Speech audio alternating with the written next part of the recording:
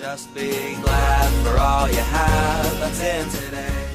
Hey everyone, Connie here, and welcome to my blind reaction to the first episode of A Place Farther Than the Universe. So this is the new anime reaction, at least for the moment, because you know how I can tend to be with dropping shows. But I have no freaking idea what this is. I don't even know if people like it or not. I don't know if it's popular. I have no clue. I don't know what it's about to any degree. I don't even know if I've ever seen any like visual information, like screenshots or clips or anything from it. I know it's an anime. That's it.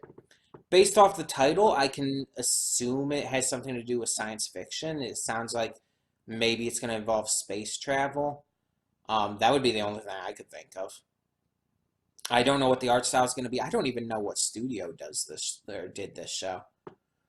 So I honestly have very, very minimal idea of how this is going to go. I don't know if I'm going to like this at all. I don't know if I'm going to even continue past this first episode because I have nothing to go on. Unlike other shows, which I can at least make somewhat of a guess for.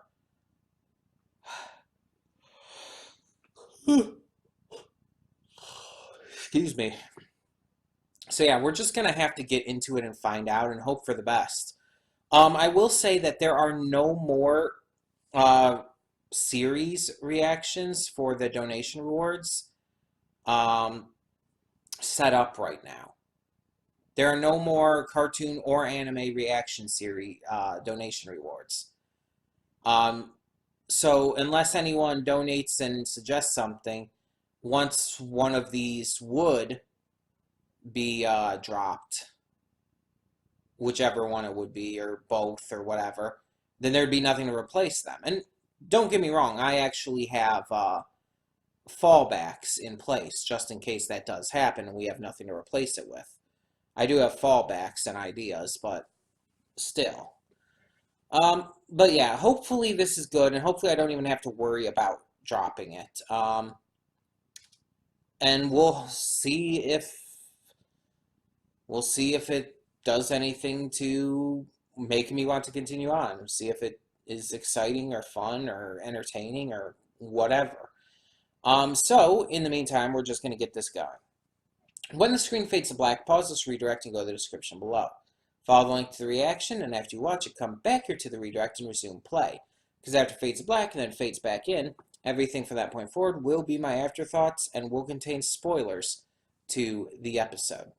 So that being said, thank you so much for tuning in, and I will see you at the reaction.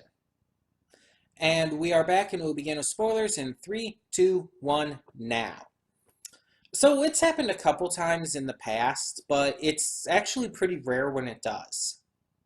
When I start watching a show and I am not enjoying it, I actually find it a little too silly and just not my kind of thing. But then somewhere partway into the episode,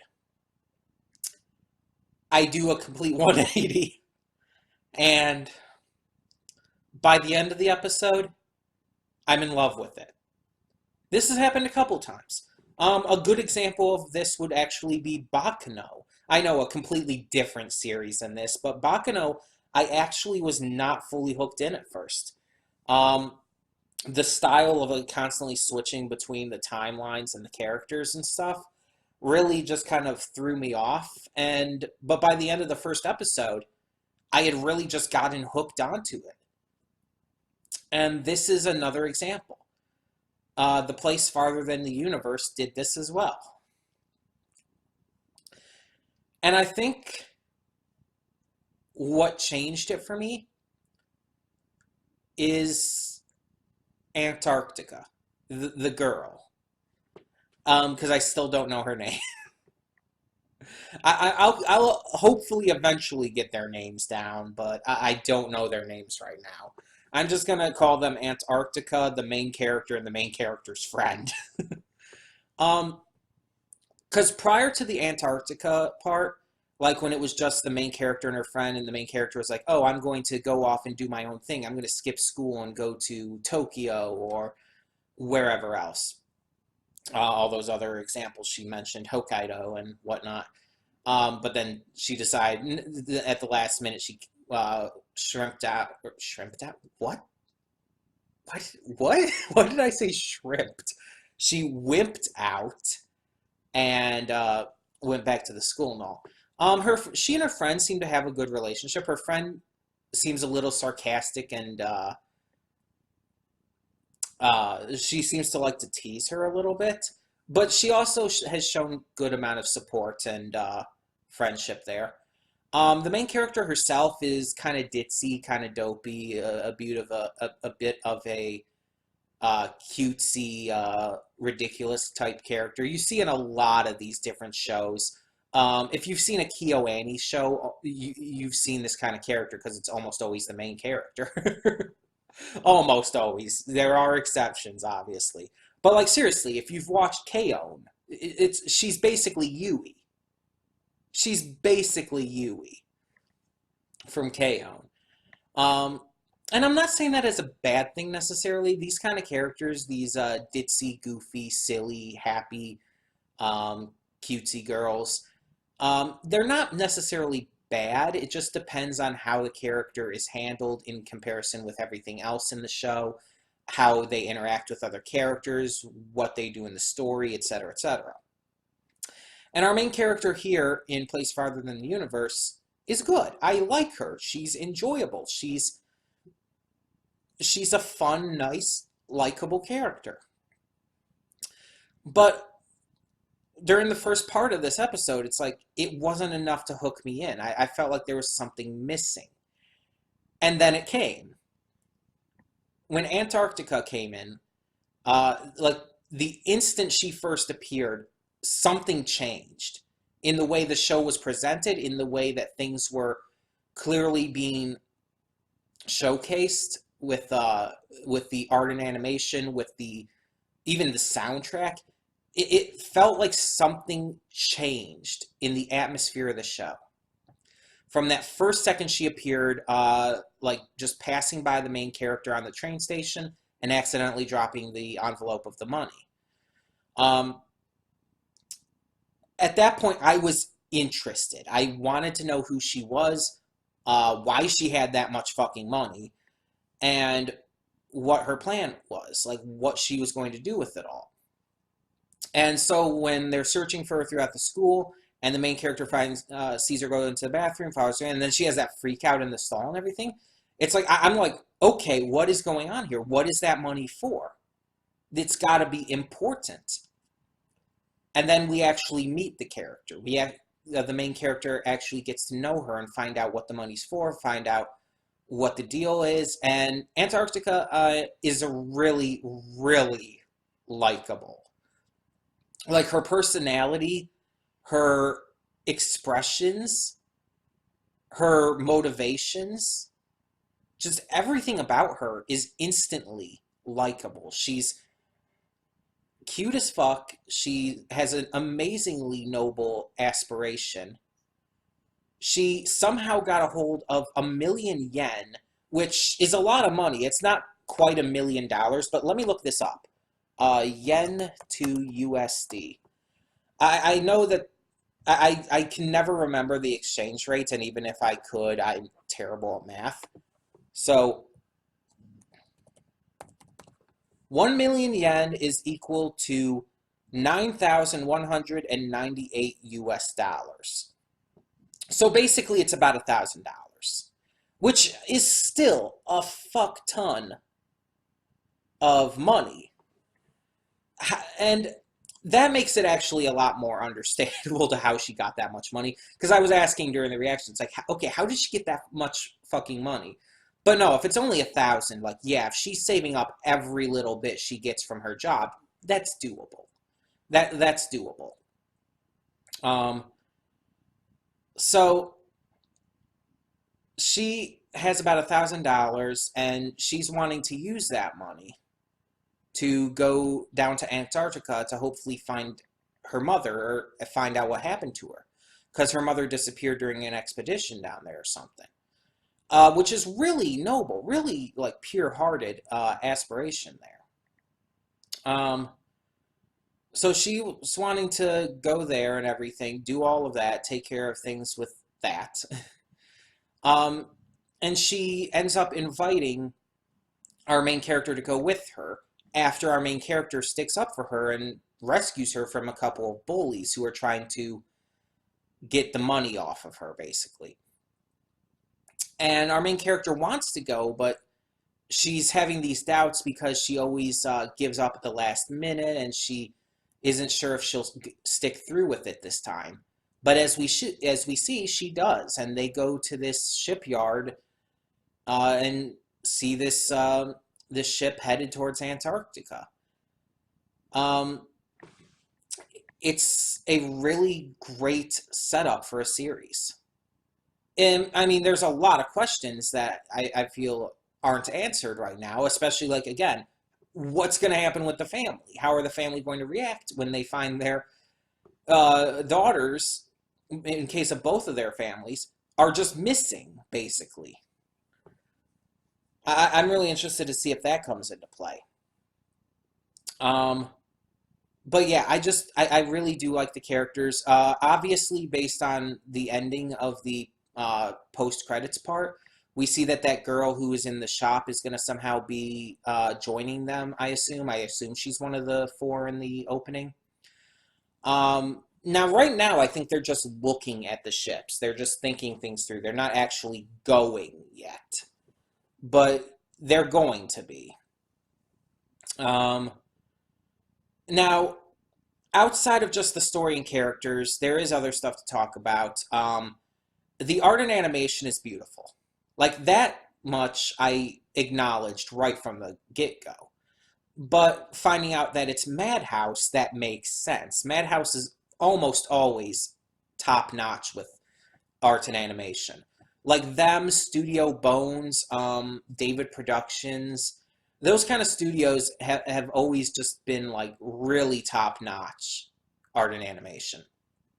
The voice acting is actually really, really great. Like, it's believable. Like, when Antarctica breaks down and everything, whether it's breaking down crying or whether it's, like, losing her shit in that bathroom stall, you believe that voice acting. You believe that this is a girl, like, who is extremely upset at what happened. And that when the money's returned to her and everything, she gets super emotional and hugs the main character. You believe that she is that relieved and happy. The voice actors sell the characters. And as I've said in the past, that is what a voice actor should do. They should make you believe that these characters are real people. That these characters are people you could see in everyday life. People who you see them as the characters rather than as someone voicing the characters. You know what I mean? Yeah, it's really great. The soundtrack was great. The opening is super generic. That is one negative I do have. The opening is super generic. It doesn't really do anything out of the ordinary. This show I don't think is going to have a lot of massive conflict. I think the biggest kind of conflicts they're going to have is like getting to Antarctica and maybe even surviving while there. But it's not going to have like any big villains or whatnot. The only thing close is it might have like a parent figure who's just really like getting in their way. It's not that kind of show though where it's going to have like villains or big enemies or anything like that or huge moments of conflict. It's not that kind of show, and I think that we got a good taste for what this is going to give to us in this first episode. And I'm really hoping that this does end up being great. Because again, like I said, the pre-Antarctica parts of this episode, I was not on board But then she shows up, and like again, the entire feel of the series, of the episode, changed, notably so. And it's just like I got hooked almost instantly at that point. And then everything afterwards just further just dragged me in. And again, this kind of thing has happened before. As I said, I've watched shows where I didn't like them at first, and then it hooked me in by the end of the first episode. It's happened, and it's going to happen again and again. But again, it was just really masterful the way it did it. I can't wait to see what's going to happen. I'm really actually excited about this. I don't remember who requested this for donation, but for whoever it was, thank you, because I think you might have given me a show to react to that I'm really going to be excited for, because I feel like I don't get that enough anymore. I drop too many shows nowadays. I drop so many because they're just I'm getting so many shows that are coming in, and they're just not entertaining to me. They're not good to me.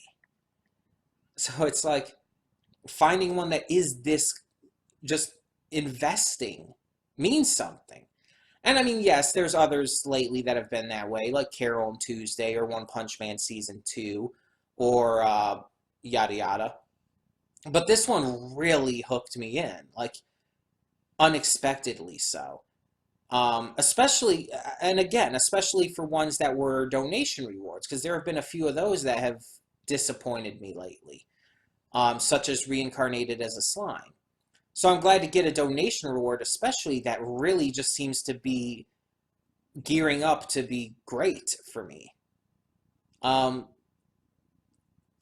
I really hope that this remains so, because this could be a fantastic series. But in the meantime, tell me what you thought of this first episode of The Place Farther Than the Universe in the comments down below. And thank you so much for tuning in. For now, I'm Connie, and I'm signing off. See y'all next time. And though you've come through many obstacles,